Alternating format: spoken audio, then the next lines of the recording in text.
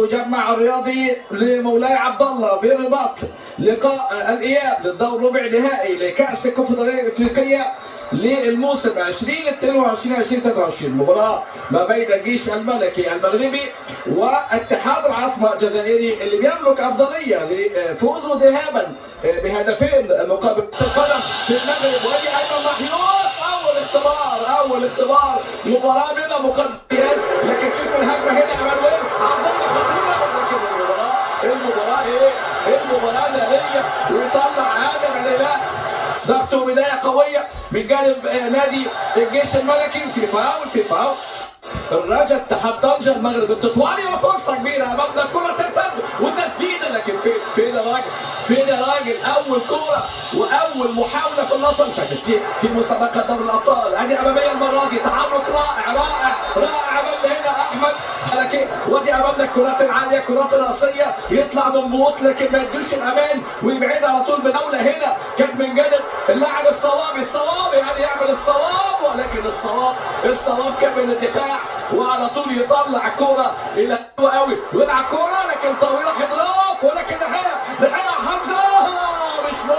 مش ممكن الكوره والفرصه حضراف، لكن يسيبها مع انطلاقه خطيره كوره من اللاعب حمودان. يسجل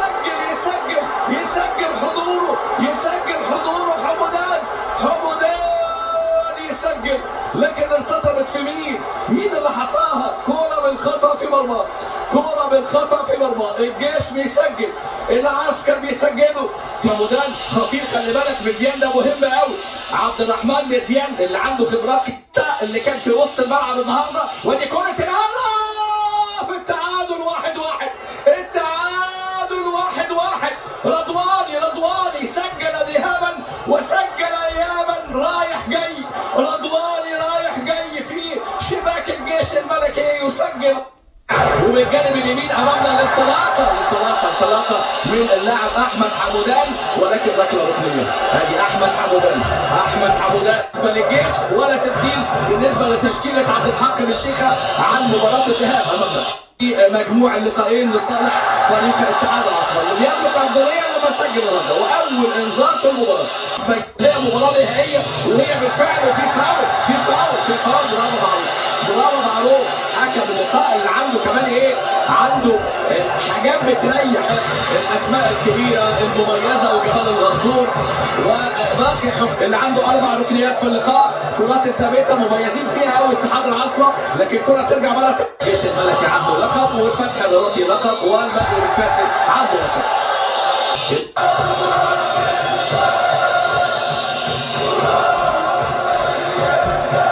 يلعب كره على طول، تحرك رائع المره دي، لمسه حمزه، لكن اعتقد فيها رايه وفيها تسلل.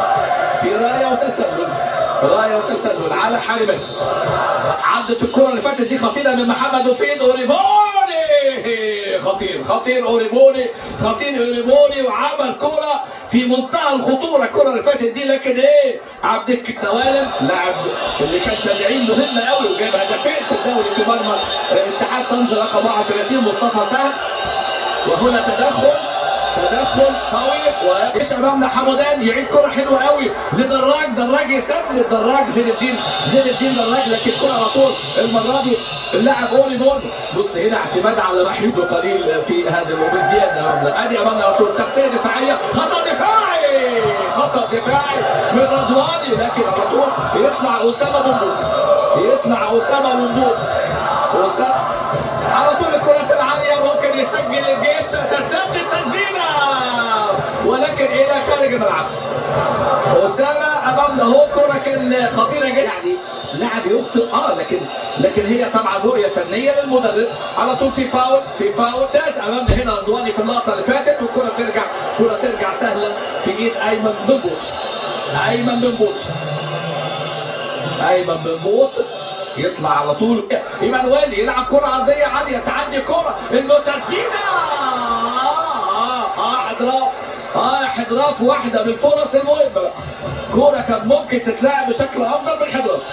الثاني على ايدنا اليمين بقى فريق اتحاد العاصمه، اسامه بن بوت 25 في حراسه المرمى، رضوان حضراف عدى حضراف عرضيه، والتدخل وحكم اللقاء ركله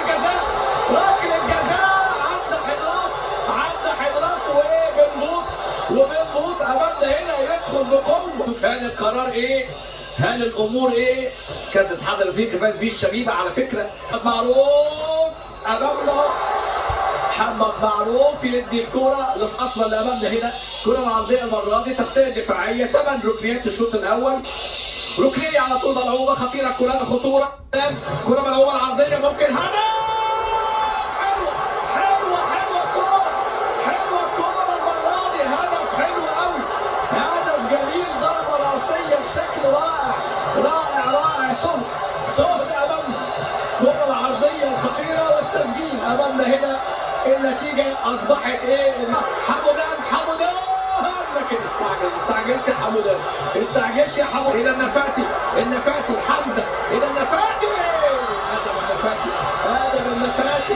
آدم النفاتي مسجل في مرمى الجزائري اللي اسمه، ودي تسديدة حلو. قول لحضراتكم اللاعب إيه جمال ده، يعني حمزة إيه جمال، بقول لحضراتكم النسخة المغربية الجبلي. أمامنا الكرة العرضية، شكرا يا جيمي. ادي الكرة على طول المرة دي إلى خارج الملعب، كرة تطلع إلى خارج الملعب. جول في مساحة خطيرة، الكرة بوسليوة